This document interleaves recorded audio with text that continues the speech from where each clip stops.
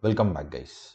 So, in the last session, we have understood how to work with conditions, and we have understood about various comparison operators and logical operators, and we have explored how to work with if conditions and how to write conditions in a different way. We have learned about if, else if, and elif, and how to work with elifs and nested elifs. Now, let's proceed with working with loops. So what exactly is a loop first? Before talking about uh, whatever loops are available in Python, first we should understand what exactly is a loop. So what is a loop in the sense? Generally, in terms of English, if we talk about loop is something which happens repetitively, right? Which occurs repeatedly. That is called as loop. We call it as we say that the cycle is in this loop. Means it is for example a wheel is in the loop, so it will rotate repeatedly in the same direction or a diverse direction, whatever it might be. It is like a loop. Okay, so a loop is something which happens repeatedly, which continuously repeatedly happens.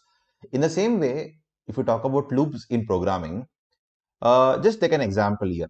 For example, if we take this particular if condition, okay, if we take this particular if condition, these particular, let us take this particular condition, okay. Let us assume that if this condition satisfied, okay, let us assume here A is 10 and B is 20, and if this particular condition satisfied, these particular output we would get only once, right? Means that particular block of code, whatever we have inside this if condition, would occur only once, would execute only once, right? Whatever code we have inside if condition would execute only once, right?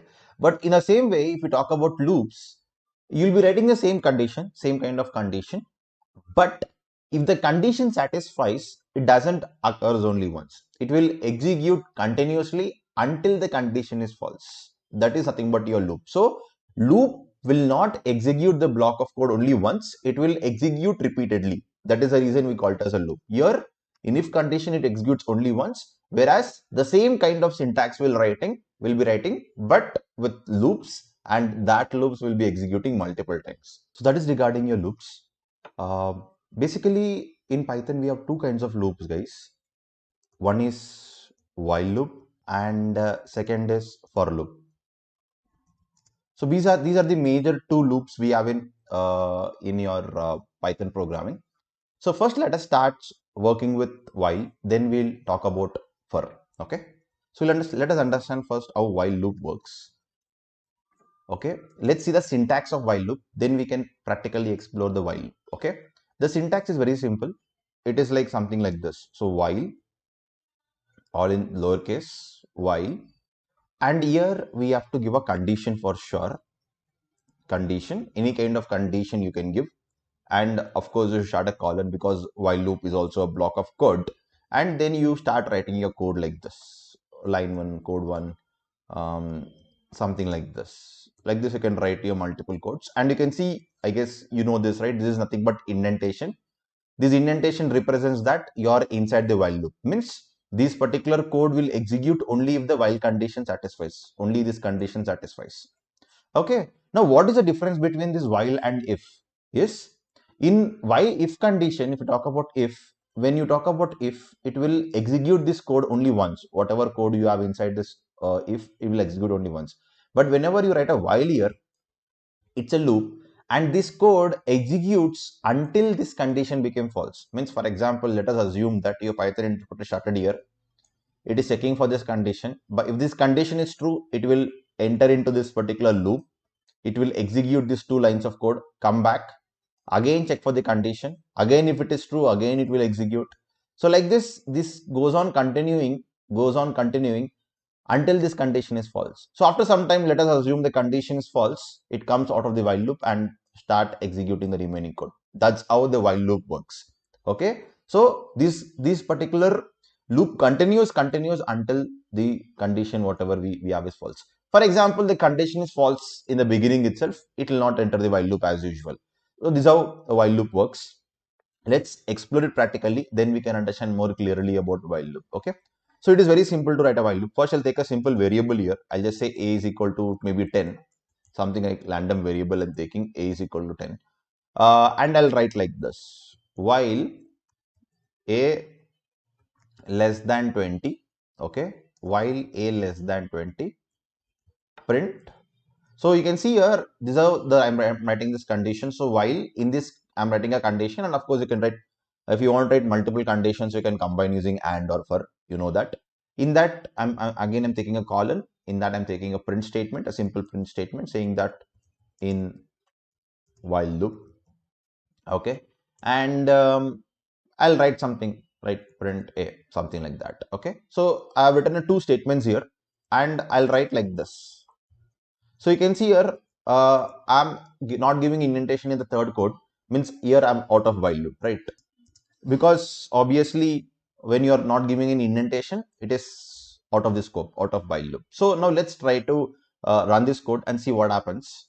So if we just take the same code in if, for example, if I just change it to if, it will run only once. You can see it is running only once because it is if, because if is a condition, not a loop. But when I say while, you can see it's going on running. The same code, you can see it is going on running, and this will never stop right now, because here I made state a is equal to 10, and now I'm checking for whether a is less than 20 or not. So always a will be less than 20 only. So you're not updating your a anytime. So automatically it will goes on continue, and this will never stop. I mean, it's like an infinite loop right now. It will never stop. You can see it is going on executing. So let's stop like this. Let's click on this particular interrupt kernel option, or you can just go to kernel and just say interrupt.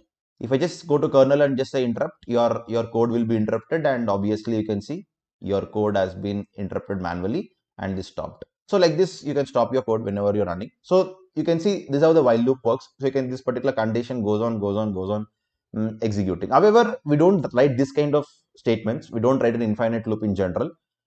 We will be giving some kind of code in this particular while loop, which will be helping us to stop while loop at a particular point. Let's take an example. Let us assume that I want to print n top like 10 natural numbers. Okay, first 10 natural numbers, something like that. You can use this while loop in a simple go. Let's see how do we print 1 to 10, 1 to 10 using while loop, or 0 to 10 using while loop, whatever.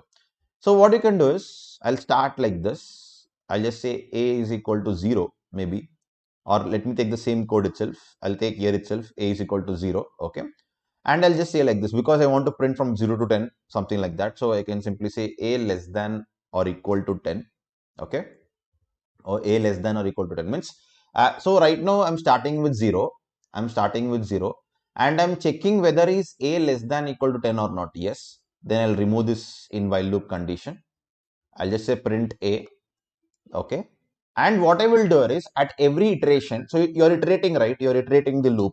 So at every iteration I'll try to increment my a. So I'll just say a equal to a plus 1, okay, a is equal to a plus 1. So what I'm doing here, at every iteration I'm trying to increment your a by 1. So I'm updating the a variable by its previous value plus 1. So for example, a was 0, it becomes 1.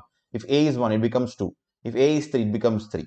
And finally, that's it, right? So automatically you can see what happens here is, let's look at this program. So let me do one thing. I'll declare this inside this. It will be more better way instead of running separately. Yeah. So now what happens here? First, your Python interpreter will be here. It will ask, it will declare a variable called as 0. It will check whether a is less than or equal to 10 or not. Yes. Then it will print 0. Then now 0 becomes 1. Again come back, check for the condition. Like this, this loops will go on until your a is less than or greater than 10. Sorry. So let's see. Yes, perfect. So we got numbers from 0 to 10. We got the output. Cool. So this is what we wanted and we got it. So we are printing 10 natural numbers. So basically this while loop will be helping a lot when you want to iterate things. A lot of many logics were implemented using while and for loop. Let's see a few logics also. But before going to that, I just wanted to show this same thing using the visualization tool which we have explored. That in that way you will be getting more clarity of how exactly while loop works. Okay. So I'm just going to that particular website, pythontutor.com, which is like a visualization tool. So yeah, so this is how a while loop works. Let's see, it's just launching. Yeah. So meanwhile, let's try to do in some other way. For example, here I'm trying to print from 0 to 10, right? For example, I want from 10 to 0, something like that in a reverse order. It's very simple. Take the same code, put it here, and here instead of 0, put it 10. Okay, put it 10, and you want to decrement right now. So 10 to 9, 9 to 8, 8 to 7. So you should say like this, while a greater than 0. Okay, or if you want to print 0 also, you can make it equal to, if you want to print 0 also, and a minus 1, as simple as that. So you can see here I'm going in a decremental way. See here I'm actually going in an incremental way in the previous code. Now I'm decrementing your a value. So it will be like this: 10, 9, 8, 7, 6, 5, 4, 3, 2, 1, 0. So this is one more example of iterating in a reverse way. Okay, let's see these two examples in Visualize Python right now. My Visualize Python is just launched. I'll go back. Yes, here I'll just paste my code here, wherever, whatever I'm having right now, and just say visualize execution. Now just carefully observe how exactly the code will execute. Then you'll be getting a clear-cut clarity of how exactly this works. Okay. So first I'll start with a is equal to 0 as usual, and you can see a variable called as a was created. Very good. Now I'm starting a while loop. So I'll just say like this. First I'm asking whether a is less than or equal to 10 or not. Yes, as a is 0 right now, a is less than or equal to 10. Perfect. It goes into that. It just prints a. Yes, it is printing a. You can see 0, it's printed here, and now I'm incrementing a by 1. So 0 is incremented by 1. So now a became 1. You can see a is right now 1. Now once your a is 1, now it is asking whether again a is, again you can see here. Let's have a look at this previous step here. In the previous step, once it prints a, after it done running these two codes, two lines of code, whatever we wrote, it is again coming back and checking the condition. That's how loop works. So it is like an iterative procedure. It come back, check for the condition. If condition is true, again go, come back, check for the condition. So until this condition is false, this code will execute continuously. Okay. So now it will ask the same value. Yes, a is less than equal to 10. Yes, again go inside this. Now it prints 1 because now right now a is 1, so it prints 1, and now it will increment a by 1. Now right now the a value is 1, it will become 2. You can see right now the a value is 2, and again it will come back to the condition. It will ask for 2 less than 10. Yes, now it prints 2 because now a value is 2. So you can see 0 and 1 and 2 got printed. Now I'm incrementing again a by 1, so it will become 3. So it goes on until 9. Let's see up to 9 and 10. So the same process goes on. You can see how the loop is working. Now it is 10. Yes, 10 is less than or equal to 10. So you can see, yes, 10 is equal to 10 here. So this condition satisfies. It prints 10. Now you can see here, it will increment a by 11, right? So you can see a got 11 right now. A will be 11 right now. Okay. So now this condition will be false because a is less than or equal to 10. This is false. So you can see the moment this condition is false, it comes out of while loop. Means now you can see it is out of while loop. You can see it is out of while loop, and finally it prints out of while loop. So this is how a while loop works, and this is how the exact flow works. So it starts with a condition, it goes on executing the code. If the condition is false, it comes out of loop and it will proceed with the further operation. So this is how it works as usual. Okay, perfect. The same way in reverse way, you can just take this code and just put it in the Visualize Python and just execute this and see. So here it starts with 10. Now 10 is greater than 0. Yes, 10 is greater than 0. It will print 10. 10 minus 1, it will become 9. 9 is greater than 0. Yes, then 8, then 7, then 6, then 5, then 4, then 3, then 2, then 0. Over done. When it is minus 1, it stops. It is out of while loop. So this is how this particular code works. So in this way, we have understood these two examples of while loop. Now let us do some practical examples of while loop with simple practical examples of while loop. While loop will be helping us to iterate through your all the various data structures. Let's see that. Okay. So for example, let us assume you have a string like this, Python. Okay. First thing, I'll just show you how to iterate through your string, each and every character of your string. Then we'll do some examples with your string. Okay. Let's do some kind of examples code with your string. How do we iterate through a string? It's very simple. The very first thing is you should know the length of the string. So what's the function to know the length of the string? Len, right? Len of s. So if we say len of s, we would get the length of the string. Now what we should do is we should iterate through each and every character of a string. So how do we iterate through each and every character of a string? It's very simple. you should write like this first. First, I'll take a variable called as a is equal to 0. So it's like when you're iterating through each and every character of a string, you should start with the 0th position, right? That is the reason I'm declaring a is equal to 0. So a will start with 0, then it will go to 1, then it will go to 2, then it will go to 3, it will go to 4, it will go to 5. Okay. So I'll do like this. So when a is equal to 0, while here the same code I'm taking here, I'll be using the same code, this particular code, but slightly different way. So I'll just say while a less than or instead of a, let's take a meaningful name. Let me take it as index. Okay. So while index is less than, index means what? The position number. Now initially the position will be always 0, right? Because I want to start from first value. So index is 0. I'm starting from first value. So while index is 0 right now. So while index is less than length of a. So what I'm doing here, length of yes, sorry. So what I'm doing here, I'm checking whether your index is less than your length. So obviously guys, because when your length of a string is 6, so you want to go up to 5 only. You don't want to go above that, right? So instead of manually writing 6 here, okay, instead of manually writing 6 here, I'm using the function called as length to or len to find out the length of yes and iterating up to there. Now what I will do is I'll just print index first. Okay, I'll just print index and just show you what happens. Just observe carefully. Oh, sorry, I did a mistake here. Okay, after printing index, I should increment index, right? Because I want to move to the next index. See, right now it is printing only 000 because I'm staying in the same index. I'm not moving my index. So if I want to move my index, obviously I should say like this: index equal to index. See guys, we can say like this: index equal to index plus 1. That is one option we have. The more better option is we can also do like this: index plus equal to 1. Okay, plus equal to 1. So index plus equal to 1 is exactly same as index equal to index plus 1. So not only plus equal to 1, you can do plus equal to 2 obviously, or you can also do like this: minus equal to 1, for example, if you want to do it, or if you want to multiply it, you can say like this. So it's your wish, but in our case we want to add it, so I'll just say plus equal to 1. So in Python we don't have index plus plus like in other programming language like Java, and say we have index plus plus or a plus plus b plus plus, something like that, right? But we don't have that, but we have index plus equal to 1, something like that. Okay, so index plus 1 is equal to something like this. Okay, now let's print like this. Cool. So you can see it is printing from 0 to 5. So 0 is your first index, that is p. So you can see p is your, we know, right, according to the indexing, the position of p is 0, the position of y is 1, so the position of t is 2, the position of h is 3, the position of o is 4, and position of n is 5, right? So like this, we already got the positions right now, and it is iterating up to 5 only because we said like this: index is less than 6, so obviously it will be go to 5 only. That is what we want.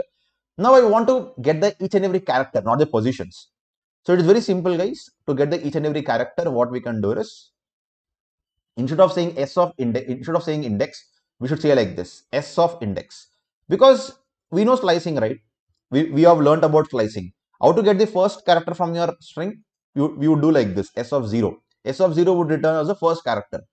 Now already we know s of 0 is p, s of 2 is t, something like that. Then automatically, if your index, already we are getting the index position here. So in the first iteration, the index is 0. So s of 0 automatically will become p. In the second iteration, index is 1. So automatically s of 1 will become y. So in the second iteration, the index is 2. So automatically s of 2 will become t. So like that it goes on. So now if you just look at this, yes, successful. So we were able to iterate through each and every string, each and every character in your string. This is very, very important. Let's do some kind of what we call the analysis with this also. I mean, some kind of examples also with this also. But yes, so we were able to print each and every character or iterate through each and every character in your string, something like this. So you can do like this: s of index. Okay, perfect. If you want to just understand how exactly this works, let's go back to Visualize Python and just have a simple walkthrough of this particular execution to get a clarity. Okay. So you can see your index starting at 0. So you can see first a variable called as Python is created. So your index is starting at 0, you will be having index position 0. So what you're doing here, while index is less than length of yes is 6, you know that. You are printing s of index. So s of index means what? In the first iteration, what is your index? 0. S of 0 is what? P. So that is printed. You can see P is printed. Done. Then what you're doing, you're incrementing index by 1. So your index is 1 right now. 1 is less than 6? Yes, 1 is less than 6. So S of 1 is right now what? Y. So this goes on up to n. So finally, you'll be getting PYTHON. Very good. Now, okay, we were able to iterate through a string. That's a good thing. But now, what is the use of this? What is the use case of this? I'll do a simple example. Simple. I want to find the position of h, a character h. Okay, I want to find out the position of h without using any function. Of course, we have a function called as find and we have a function called as index to find the position. But without using any functions, I want to find a position of h. Then happily we can use this while loop. How exactly we can use? Let's take this. I'll take the same code, exactly same code. I'm having here Python and we already have this. That's good thing. Now what I'll do is, instead of only printing the index, instead of printing the each and every character, what I will do is, what I want to do, I want the position of h, right? Without using any function.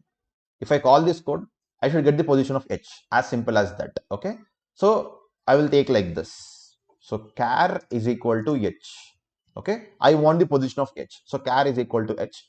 Now what I want to do is, it is something like this. Carefully observe. It's very simple. It's very simple. What I can do here is, I can say simply like this. If I can write a simple if condition here, something like this in the while loop. If s of index is what? Our letter, right? So I'll do one thing. I will save this in a variable called as letter is equal to. Okay, letter is equal to s of index. So it is simply like this. If letter is equal to the char whatever we want, if this particular letter, whatever we are getting in the iteration, is equal to our character what we wanted, that is h, okay, or I'll call it as rchar. Rchar means required character position, okay, to make it more understandable. Okay, so if the letter whatever we are getting each and every iteration is equal to the rchar, the required character, then what I will do is, what I want here, I want to find the position here. Position means what? Index. Already we are getting index here, so I'll just say print index. Print index, as simple as that. So what I'm doing here, I'm iterating through each and every character in the string, and I'm checking whether my letter is equal to rchar or not. So at some index h will be equal to the rchar, then it will print index, and cool, I got it. I got the value, that is 3. So as simple as that. So the index position of h is obviously 3.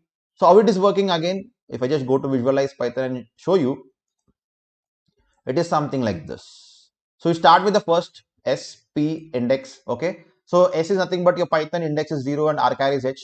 So you start with while index is less than length. Okay, very good. Letter. Now you can see in the first iteration, the letter is P because S of index is P. Yes, the letter is P.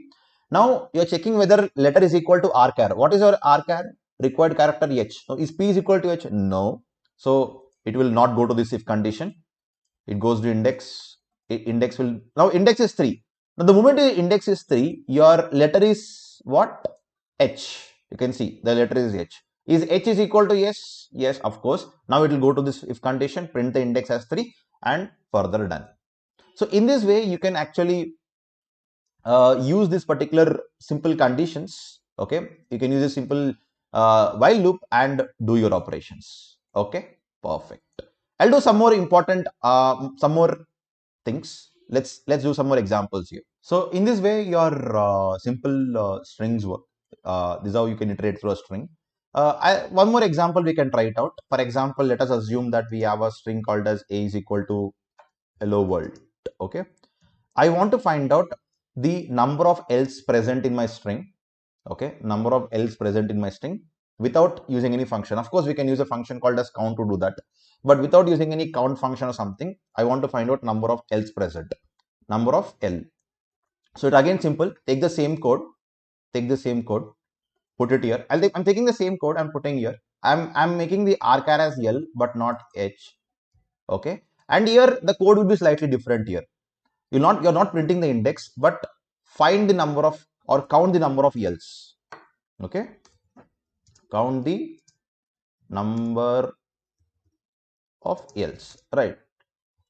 Character L's. So now for that, first rchar is L, so required character is L obviously, and also I should take one more variable called as counter. I should take one more variable called as counter, and by default counter will be 0. So by default counter will be 0 means what? You're not incrementing. I mean, if by chance that word is not present, it is 0 obviously, right?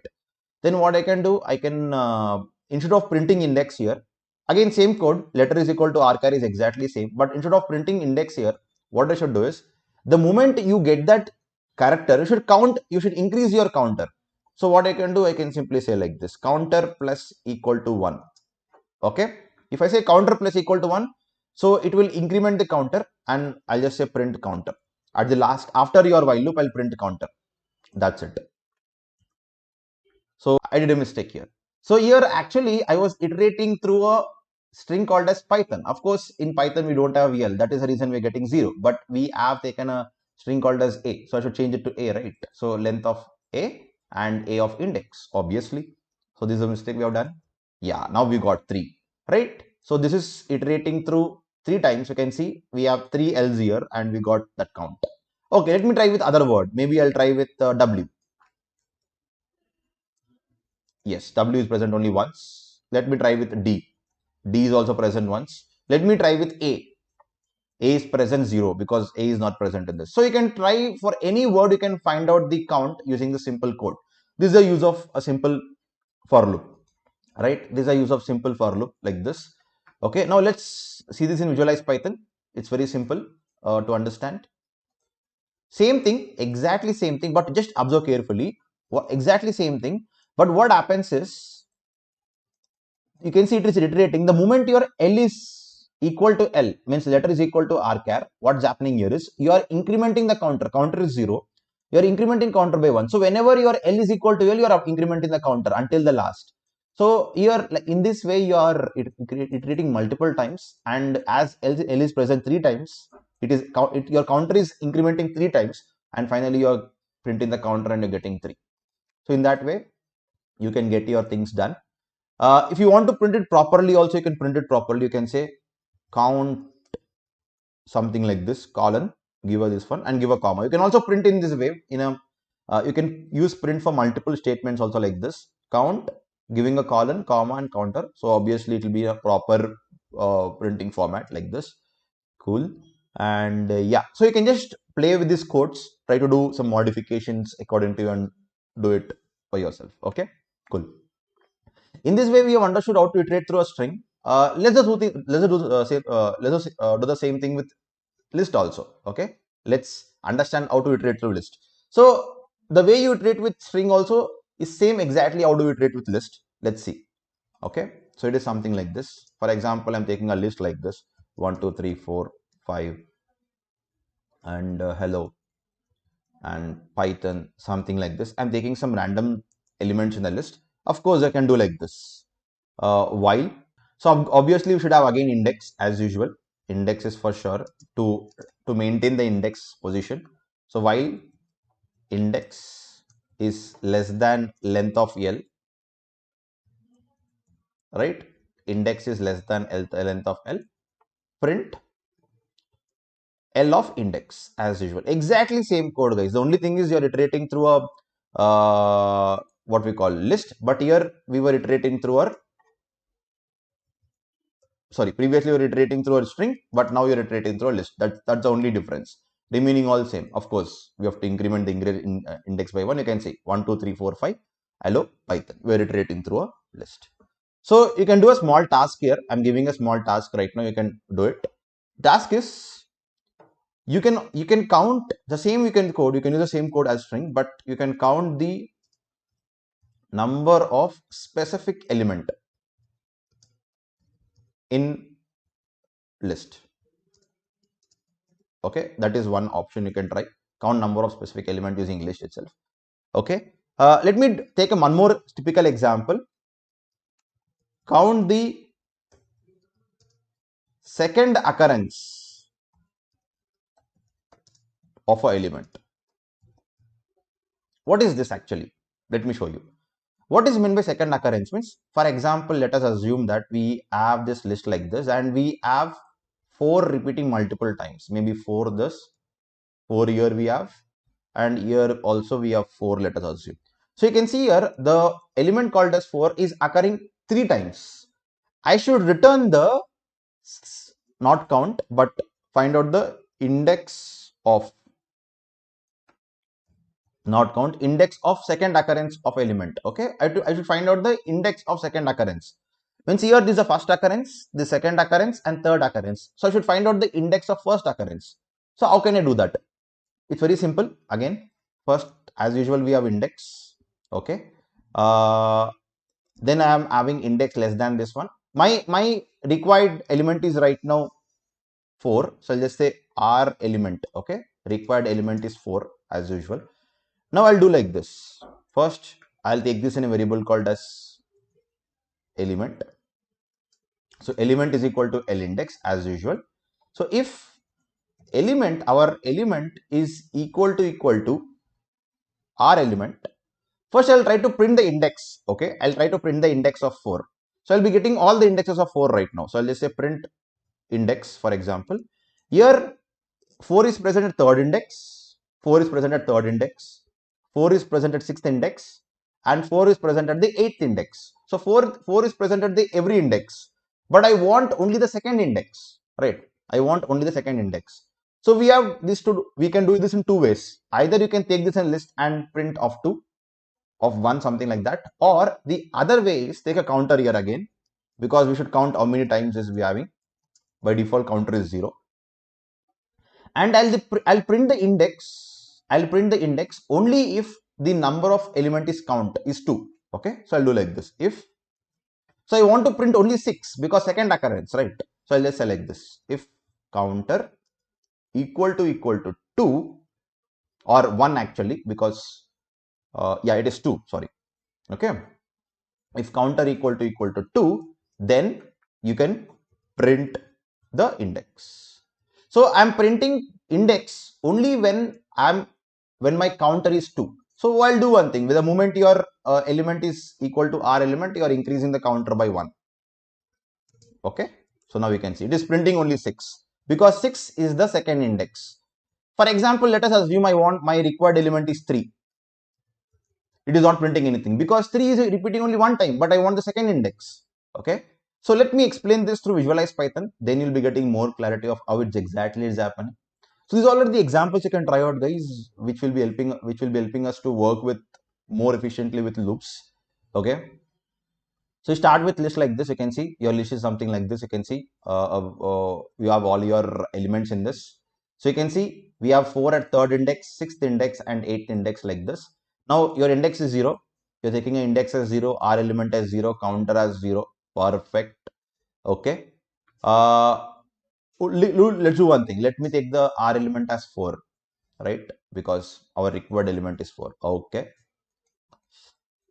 Counter as 0. You can see now index is 0, required element is 4, means we want to find out the second occurrence of 4, and counter is 0 right now.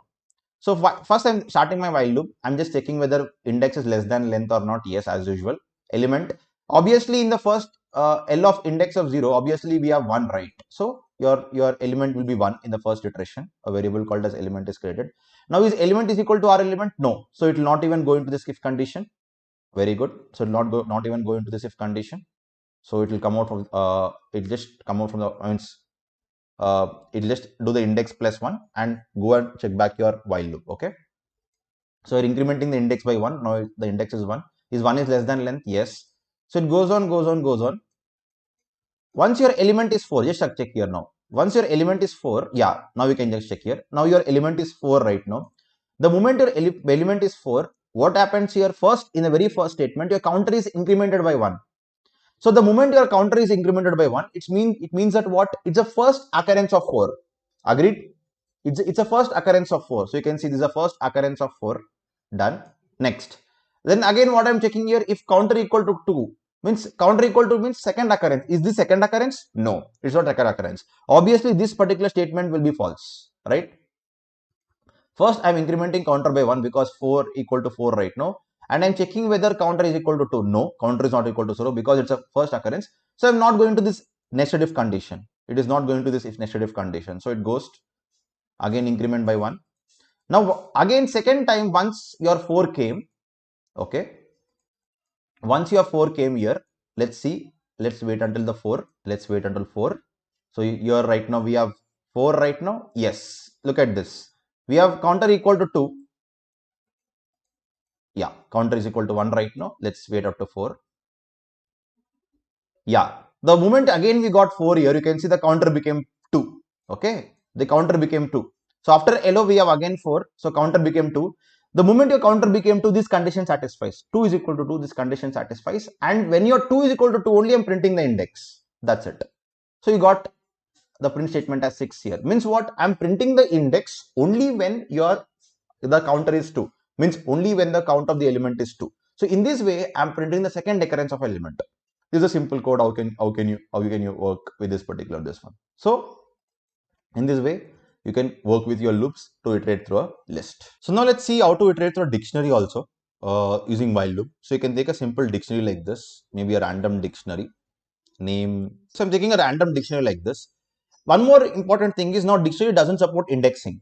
So as dictionary doesn't support indexing, we cannot use this index operation directly to iterate through dictionary. So the best option we have is items. We can use a function called as items. If you remember in dictionary we talked about items, right? We can use these items. For that, what we should do is we should convert this dictionary into list. How do we convert? We can use d.items and we'll convert into list, right? So when you say list of d.items, you can see you'll be getting this something like this. You'll be getting a list. In that, you'll be getting a tuple, and each tuple is your element. Each tuple is an element. I'll call this as d underscore l. Okay. So you can see d underscore l is like a list of tuple. Okay. A list of tuple. And now you can take the same code here. Take the same code, whatever we were using to iterate through a list. Take the same code. But here the element, whatever is printed, it will be printed both your key and value, means in a form of tuple. So let me take like this. Okay. So while index is equal to 0 and while length of index is less than when index is less than length of d of l, okay, print d of l of index. Okay. Now we can see. So you can see here in this way you can iterate through a dictionary also. First, you should convert your dictionary into list of elements, list of tuples, something like this by using d.items function. Then you can iterate through a list like this. Perfect. Now I want to separate your key and value pair. So how can you do that? First, I will take this in a variable called as element, something like that. Okay. Now how to separate this into key and value? It's very simple, because now if we just observe carefully here, each element is a tuple, right? Each element is a tuple. And if we just carefully observe here, the first element of your tuple is your key and the second element of your tuple is your value. In the same way, in the second iteration also, first element is your key and second element is value. So how to get the first and second element? It's very simple, right? So if you just take like this, element of 0, if you just take element of 0, it would be the first element. Element of 1 would be the second element. So I would do like this, print key. Your dictionary key is nothing but your element of 0. Okay. And dictionary value, your dictionary value is nothing but your element of 1. Same like slicing, guys. You're slicing your tuple right now. Okay. Element of 1. Cool. So you got key value. Key is name, value is Abhishek. Key is age, value is 20. Let's take this in a visualize Python to make it more clear understanding. So whatever we are learning, if we just have a look at in visualize Python, we'll be getting a clear-cut clarity if you have any confusions in the logic, right? So let's do that way. Perfect. So I've written my code here. So first we start with creating a dictionary. You can see a dictionary is created with a name, as your key and the value is Abhishek and age as something like this and 20. Okay. Now I'm just converting this first in the very first step because I cannot iterate directly to dictionary because dictionary doesn't support indexing. We know that particular property. So that is the reason you should convert your dictionary into list of your items. So when I say list of D items, you can see this is how the list looks. You can see this is how the list looks. This list is having the first element as a tuple. This is called as list of tuples, right? The first element as tuple. In that tuple, we have name and Abhishek. Second element has one more tuple with name and with key and value. With key and value. Very good. So now this is how the list of tuples works, and this is how you're converting your dot items. Okay. Then your index is 0 right now. You're starting with 0th position as usual, and you are iterating through the D of L. So first element obviously will be what? You can see the first element you have a tuple here. Okay. Look at this. This first element is nothing but your tuple. That is your name and value, the key and value. So what is element of 0? Obviously name. Element of 1, Abhishek, right? So you're getting that here printed. You can see key is name, value is Abhishek printed, and you're incrementing by 1. Now the second element, what is second element? Obviously second element will be the age. You can see now in the second iteration the element of will be the age and 20. You're printing that. So like this you can iterate through a dictionary also using a while loop. This is how a simple while loop with dictionary works. Okay. Now, as we are discussing about loops, one more important thing is right now we cannot iterate through set. We can iterate only when we convert into list, but that's not a good way. So when you want to iterate through set, I would recommend for loop. Not only for iterating to set, guys. Basically, right now we have discussed how to iterate through a string, list. Tuple is very easy. As usual, how do you work with list? The same way you can work with tuple also. And dictionary. This is how you'll be iterating through data structures, right? But what I would recommend is the best way to iterate through data structure is for loop. I mean, for loop will be more flexible to iterate through data structures and do these operations. Let's see that one also. But I also told with while loop to tell that yes, with while loop also it is possible. Okay, very good, cool. So before going to for loop, there are few keywords we should understand when you're working with loops, which will be helping us to do some operations with loops. What are those keywords? So one is break, and second one is continue. So these are the few important keywords which will be helping us to do some operations. Let's understand what exactly is this break and continue. So what exactly is continue in the sense? First, let us start with continue. In general, continue will be helping us to skip the current iteration. Okay, continue will be helping us to skip the current iteration. So what is meant by that? Okay, let's do one thing. I'll just take a small code, whatever we have used previously. Let me take this code only, and let's try to do a small use case. Okay, let us assume that right now I'm printing numbers from 10 to 0. That's very good. That's perfect. But now let us assume that I want to skip 5 here. Okay, when I'm printing numbers from 10 to 0, I want to skip 5. So when I want to skip 5, what is the best way to do? One of the way to do is I can use a simple if condition. I can do like this. If a is not equal to 5, then only you print a. Okay. So what I'm doing here, I'm printing a only when a is not equal to 5. So in that case, automatically the 5 is skipped. Yes, you can see when I'm printing 10 to 0, 5 is skipped. So these are the one of the use case. But what if you want to do in a different way? See, here we have written a simple if condition, but if you want to do in a different way, you can use a continue keyword. So what continue keyword does is it will actually skip the current iteration. So I will slightly implement this in a different way. Let me show you. So let me copy the same code. But in order to use continue, I should make some changes to this code. Let me do that. First, I'll put this on the top. Okay. And I'll say like this. Print A, I'll put it in the bottom. Cool. And if A equal to 5, if A is equal to 5, then I'll do continue. So let me explain you why I've written the code in this way. And of course, here you have to start with a as 11, and here this equal to symbol should be removed. Okay, now this code is perfect, and the same works right now. So you'll be getting 10 to 0, skipping 5. So what I've done, why I made some changes in this code and why I've changed it to 11 and all those things, because here how continue works. First, we should understand how continue works. How continue works means, let us assume that you're in a loop. Okay, the loop is going on until your Python interpreter sees continue. It will go on as usual. But the moment it sees continue, okay, the moment it sees continue, it will skip the current iteration. Skip the current iteration means whatever code we have after continue, will be not executed for that particular iteration. It will immediately go to the next iteration. That is the reason I've used continue here. Okay. So in that way, whenever your A is 5, I'm saying continue because it should not print A. So the moment it says continue, it will not print 5 and it will go to next iteration, that is 6. Right. Or in our case, it is 4 because you're doing minus here. So it is in our case, in this case, it is 4. So it is going to the next iteration, that is 4. So that is the reason we are using this particular continue keyword. One more way. Okay. Now, what if I put this in the bottom? Just guess what might happen. Why I decremented my A value in the top but not in the bottom. You can also rewrite this equation in this way, of course. Minus equal to 1 also you can do. Minus equal to 1 also it works. Okay. But why A minus equal to 1 is nothing but your, like this. A is equal to A minus 1 is nothing but A minus equal to 1. That's cool. Now, why do you think that I have written this on the top? Okay.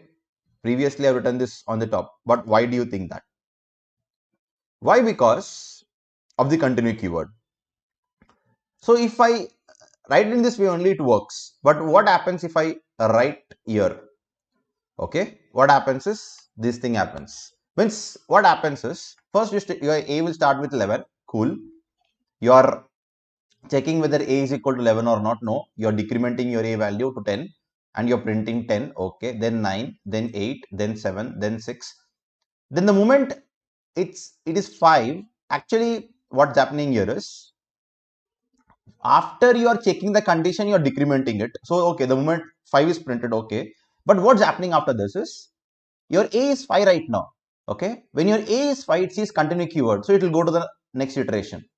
Again come back. Still your A is 5 only. Again go. Again come back. So, it will be an infinite loop. It will be stuck here. So it will never go beyond this. So your A will never decrement. It will stop here itself. So your A will decrement only when you use some other kinds of code or some other kinds of keyword. But your A will not even decrement. It will stuck in this particular place only. That is the reason I have modified a code a bit to work for this particular condition. Okay. Now I'll stop this. Right now it is an infinite loop. I'll stop this and run this. Yeah, cool. So in this way, you can use continue keyword. So especially continue keyword will be helping us. For example, in a particular situation, you want to skip it. You want to skip that particular iteration. You can use this continue keyword. That would be a more better way. Let me show you how this works in Visualize Python. Then you'll be getting some more clarity. Yeah, so you can see the first, your A is starting with 11. We're checking whether A is greater than 0. Yes, A is greater than 0 itself. Now I'm decrementing A by 1. You're decrementing A by 10 right now. Perfect. Now I'm just checking whether A is equal to 5 or not. No, A is not equal to 5. So it will just print A. It is printing 10. So like that, it will go for 8, 9, 8, 7, 6. And here comes your 5. So now your A is decremented by 5. It has seen, yes, your A equal to 5. This condition satisfies. So it says continue keyword. Yes, the moment it says continue keyword, it will skip the current iteration. You can see the moment it says continue keyword, it will not go to the 8th, means this particular line, means it will not go to the print A because it has already seen the continue keyword. So it will immediately jump to the next iteration and start the next iteration. In that way, we can skip the, so especially it is used to skip the current iteration. As cool as that. Okay, this is how continue keyword works. Now let's understand how break keyword works. So break is slightly different. So continue keyword, what it does, it will skip the current iteration, right? But break keyword will actually stop that iteration at that particular, stop the loop at that particular point or that particular iteration. Means it will entirely break the loop, okay, or come out of the loop directly without any condition. It will directly come out with the moment it says break. Of course, we give a condition manually. Okay. Now let's see how it works with a small example. Let us take the same example. Let us take the same example and use break instead of continue here. Okay, instead of continue, I'll be using break here and see how it works. Okay, I'll use break in this case. And now see what happens. Yes, you can see the moment it sees 5, it has completely breaked out of the from the loop. It came out of the loop and print out of while loop, because at fifth iteration only it has breaked. So you, because you've done break. That's how a break works. Okay, so I'll use here also. Let's see what happens through a proper iterative manner. So let's see. Yeah, so first as usual 11. Okay, so now let's 8 9 9 8 7 6, and here comes your 5. So the moment it sees 5, the moment it is 5, okay, you can see this condition satisfies, this if condition satisfies. The moment if this condition satisfies, it will go to the fifth line, that is your break. The moment it says break, it immediately comes out of the loop. Okay, you can see it immediately came out of the loop. You can see the Python interpreter, and it is printing out of while loop. That's how a break works. Okay, so it will be helping us to stop your loop at particular point whenever you need to stop it. I mean, let me take a small example of break, how exactly it is used. So already if you see this, we have actually done a small example here of counting the index, right? Yes, let's take this example. We can use break here actually. Let me show you. In this example, we have taken a word called as Python, and we are trying to find out the position of H, right? Position of H in a letter called as yes, means in a word called as yes, right? So we were able to happily find it, and we were able to get it 3.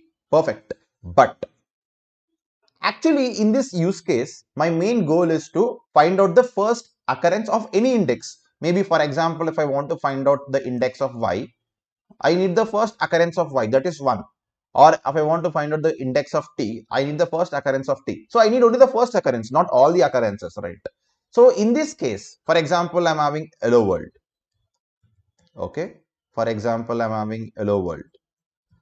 And I want to find out the first occurrence of L, only first occurrence of L. But what happens? It will return all the occurrences of L, but I don't need this one. Okay, or the first occurrence of O. So in this case, I can use break. So what I can do is, the moment it sees the first occurrence, it should break from the loop. It should not go to the next iteration. So let me show that. Okay, now in this case, I need to print only first occurrence. So what I will do is, in this if condition, after printing the index, I'll break. That's it. As simple as that. So the moment I break here, what happens is, the moment it sees the first iteration, it will not go to the next iteration at all. I mean, the moment it sees the first occurrence of that particular character, it will not go to the next iteration, or it will not worry about the next characters at all, because already I've seen one.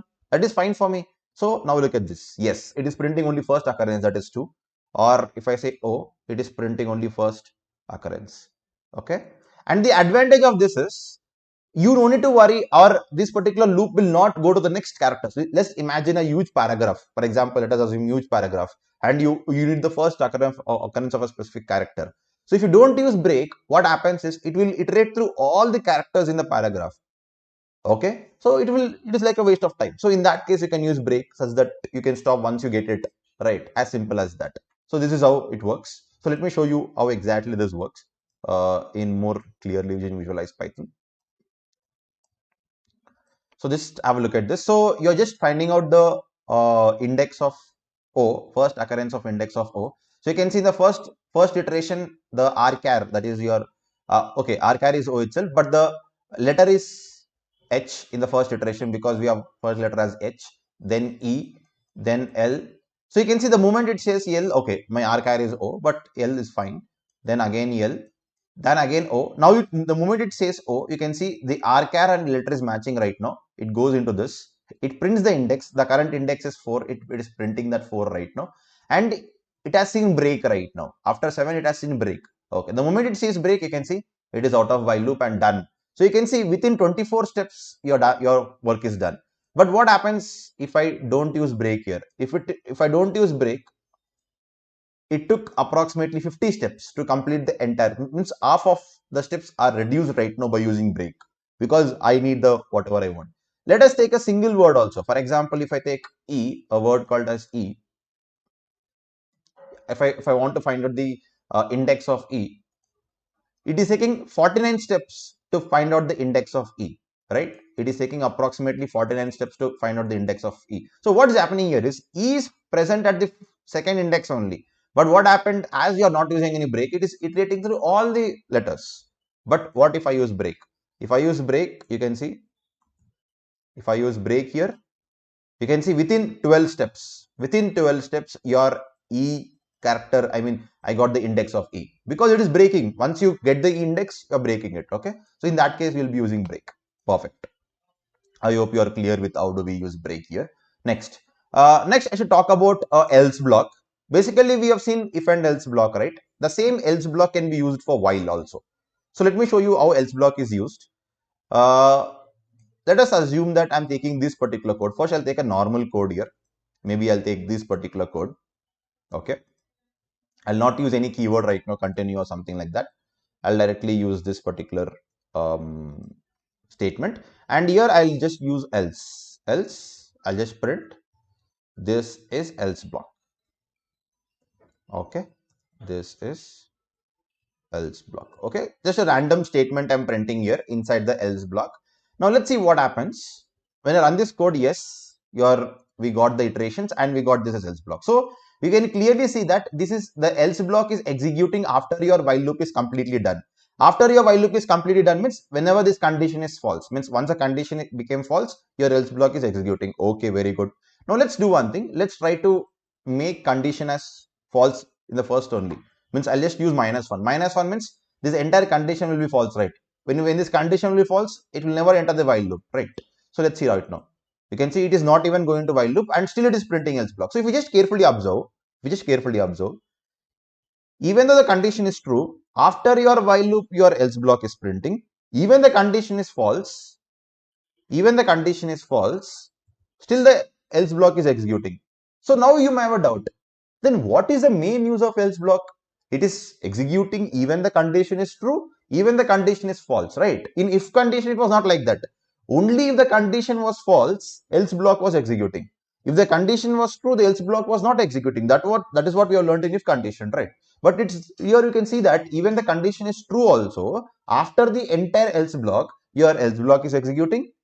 After your entire while loop iterations, your else block is executing, or it is executing even the condition is false. Then what is the main use of else code? Yes, if you want to know the main use of else block, you should use a keyword called as break. Okay, let's try to use a keyword called as break here. So I'll just copy the same break statement, whatever I wrote before. Cool. Okay, now I'll do like this. I'll just say break. Okay, now let's see what happens. I'll use 11 as usual. Okay. Okay, perfect. Now you can see here you are breaking from the loop. So you can see the moment you break from the loop, you can see there is no else block printed. Else block is not executed here. If I don't break, for example, if I don't break and just remove this condition right now, you can see it is printing else block, it is executing else block. But if I use break, it is not executing. So from this, I guess we got a clarity that else block is executed only when your loop is not breaked at the middle, right? As simple as that. So if you are using a break and by chance if your loop is breaking at between or you're stopping at between, then else block is not executed. So whenever you want to execute a specific code or run a specific code, when there is no break in your loop, then only you can use else block. As simple as that. Okay, when you want to execute a specific code, when there is no break in your code, okay, in your loop, then you can use else block. As simple as that. Okay. So what happens if I use continue keyword? So if I use continue keyword also, else block executes. There is no specific thing here regarding continue. So you can see even if I use continue keyword also, still the else block is executed. Okay. So else block will not be executed only when break is used. Okay. As simple as that. That is how else block works. Okay. Perfect. And of course, else block will be executed at the last. So if you want to write any code which you want to execute at the last also, you can use an else block. Perfect. So this is how else while loop and else block works.